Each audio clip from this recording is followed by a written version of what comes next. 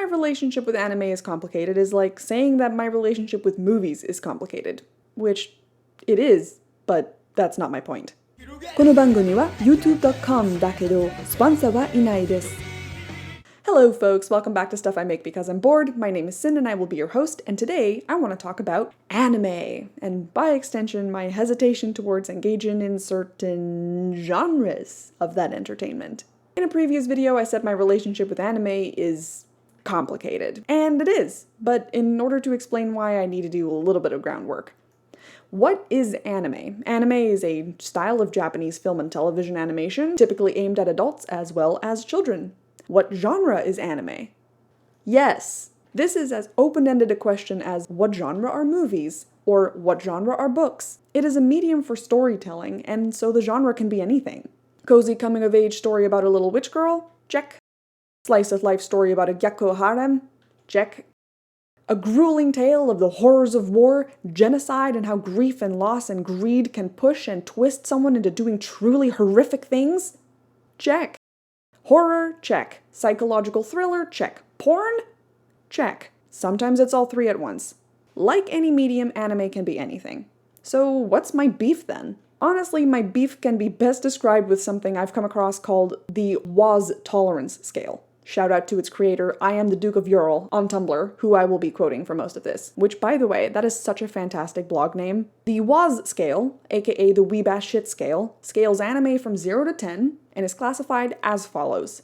Weeb refers to the general knowledge of Japanese pop culture, familiarity with anime tropes, and that kind of thing, that you need to have in order to understand the show that you're watching. A 0 on the Weeb scale could be enjoyed by somebody who doesn't even know that Japan exists, whereas a 10 assumes that the audience possesses a PhD in Japanese cultural studies with a focus on animation. Mine's pretty high, it's probably like a 7 or 8 out of 10. I'm sure there's very specific formalities or habits that I don't know much about, and I don't know much about specific idols or celebrities and such, so topical references go way over my head. Then there's shit, which refers to the general overall quality. A 0 indicates the show is flawless, and a 10 holds that you would rather sandpaper your face off than watch it. I'm probably around a 4 or 5 on this scale. I can excuse a lot of garbage, honestly, as long as it's fun to watch. And then there's ass. There's a reason I left that one for last. Ass refers to the amount of what's known as fan service in anime. Male gaze, camera type angles, upskirt shots, female characters with gratuitous cleavage, female characters getting groped, the inclusion of a shitty pervert character, Mineta. My tolerance for this shit is an honest 0. It's 0. I can't stand it. At its core, this is what I can't stand about anime. And like I said, there are a billion anime out there. Truly. And so many don't have this, or if it's included, it is viewed as a bad thing or like a plot beat, like you could come across in movies. Not that I like that in movies either. Anime like Death Note, Fullmetal Alchemist, hell, Sailor Moon, Digimon, Cardcaptor Sakura, any movie by Studio Ghibli, they don't have this. And they're all great. But trying to find new anime to watch when a lot of the very popular ones include this in some way? Ultimate Sexy no Jutsu, anyone? No wonder I stopped watching at episode 48. To paraphrase another post I saw about this, I could excuse fan service if it wasn't constantly happening only to young girls. Did you ever notice that? It extremely rarely happens to, like, male characters or adult women. It's always literal fucking children. Mineta. Momo is 16. She is 16. She is a child/young teenager. Why does she look like this? Why is her costume like this? And to anybody out there who's gonna start with, she picked her own costume. Is she alive? Is she real? Is she a real person alive in the real world today? No? Or was she designed, thought up, and drawn by a man? Her skin needs to be exposed because her quirk allows her to pull items from the fat in her skin. Okay, so what about these alternatives, huh? I just whipped these up for fun. And they all have equal amounts of skin showing. I just took away the boob window. Why this? Why this outfit specifically? And why is Mineta as a character even here? He's consistently a nuisance, a hindrance, and he's not even smart.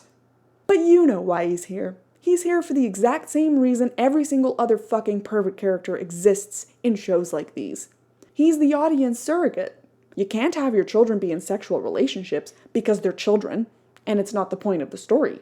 So you add a Mineta, into the mix who can objectify and harass and grope and be disgusting towards your female characters as a shoo-in for the watchers of this anime that want to do that themselves. And I hate it. I hate it. I tried watching Seven Deadly Sins a while ago because it was on Netflix and the premise sounded interesting enough, I guess. Not only do they have a pervert character, he is the main character. And his grope target is a character with the born sexy yesterday trope. That's another thing, and this happens in live-action movies as well. This is absolutely not just an anime thing, it's like a trope thing. See, when there's an adult female character, they've lived a life, and they won't tolerate people treating them this way, if they're written well. So how do we resolve this? Well, the character is legal, but they've lived a life that has somehow sheltered them from what is normal human socialization. Like, for example, they're a sheltered princess who's never left the castle. Or they're an AI that's never been around normal people. But for whatever reason, they are adults who are infantile in their knowledge of socialization, and the male character takes advantage of this by being a disgusting creep or just downright horrible, terrible person, and she falls in love with him because he's the only person that she knows. Like I said, this is not exclusive to anime, okay? It's a story trope. Seriously, watch this incredible video by Pop Culture Detective who coined the phrase. As the last of the Isos, Korra is described this way. Profoundly naive. Unimaginably wise. If that sounds vaguely like something someone might say about a child, it's no accident. It's amazing. And horrifying. And by extension, the even more disgusting evolution of this trope is, this character looks like she's 8, but actually she's a 1,000-year-old goddess or some bullshit. Ugh. It's so gross. Literally the only show that I've seen treat this specific trope with any kind of grace was Batman the Animated Series with Baby Doll. Look, I know this is almost exclusively a me problem. But when people tell me, hey man, that's just part of what anime is, man, you just have to deal with it, I want to commit arson, because it doesn't have to be that way. Why is it like that? It's like that because people consume it. And because people consume it, it's like that. We end up in this horrible, never-ending spiral of bullshit. And also, just in case this wasn't clear, I don't have a problem with sexy characters in anime. I can be a sexy animated male or female or otherwise character enjoyer. Okay? And I also understand that it's not all anime do this, okay? But to finally have the mental energy to just get invested in a new show, to look up a story premise and get excited, and then to finally have time to sit down and watch the new anime, only to be blasted in the face with this shit! この寝顔、このボディライン、この匂い、この弾力。やっぱり女だな。In the first episode, I'm so tired. I am so tired. And it's hard to know who to trust when people suggest anime. Because most people aren't versed in the WAS scale, first of all. And honestly, some people would probably rate anime differently than others. I'm sure somebody who loves Gurren Lagann would be like, oh, that's a 0 or a 1 or a 2 on the ass scale. How quickly we forget that Yoko is 14! 14 in the first part of the show. She's 14. She's fucking 14. She is 14. Anyway, I know it's not all anime. Okay? I fucking love Death Note. I love Full Metal Alchemist. I loved Promare. Your Lie in April made me cry so hard that I had a headache for several days.